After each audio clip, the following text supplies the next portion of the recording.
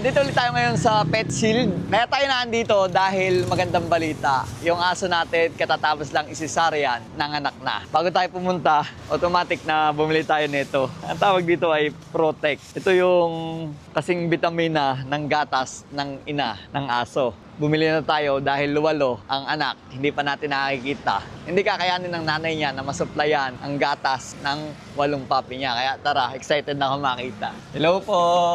Magiging magiging lolo na. Lolo na ako. Ito pala yung binili na gatas. Sige po, mahina po yung milk eh. Oo nga eh. Sige sir. Pwede na makita. Excited na kami. Grabe yung bawi ni Kali ng tulog. Ayun ayun si Kali kakagising niya lang. Opo. Bakit habang nakatulog? Opo, pero kanina po siya gising kasi bumawi siya ng tulog. Kasi dalang araw Oo nga eh. Hello. Ayun ayun Sige po, buksan niyo po. Nasa incubator. Opo. Pero dumede na sila. Opo, dumede na po. Kapares talaga ng mga magulang. Opo, tapos na din na sila, napatayin na din po at napaihi. 4 na babae, 4 na lalaki. Opo. Kapag pumupupo sila, hinihimod niya lang. Yung tipong mother instinct niya. Marunong siya. Ay, hindi po. Inano po muna namin ng cotton. Oh. Stimulate. Oo. So, sir, gusto niyo po hawakan niyo po. Para walang bakterya at saka virus. Galing sa labas pa. Oo. Galing sa labas.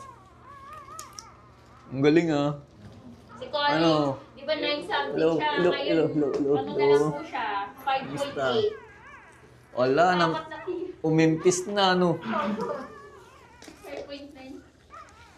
Kuha tayong isa, sample. Ito, di ba? 4 na babae, 4 na lalaki. Ay, ang tawag na kulay nito? Tan.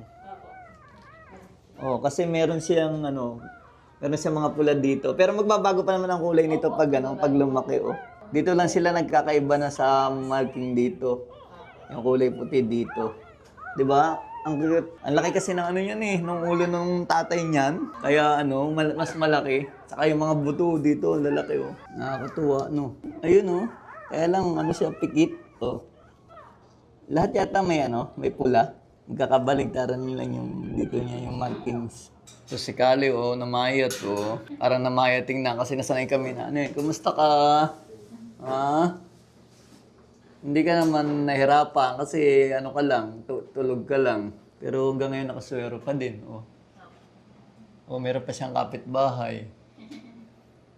Ayun na nga, at nakita na natin ng mga anak ng ating alaga. Nakakatuwa naman dahil lahat sila healthy. Sa mga nagtatanong, yung tatay nga pala is, ayan. Yan yung mga picture ng nag-stud sa kanya. Ang tawag dyan sa lalaki, sire. Yan. Sa babae naman, dam. And then, pag mga tuta, mga puppies. Diba? Nakakatuwa. Napakagandang quality ng tatay niya. Kaya paglaki nito, sigurado quality din nito.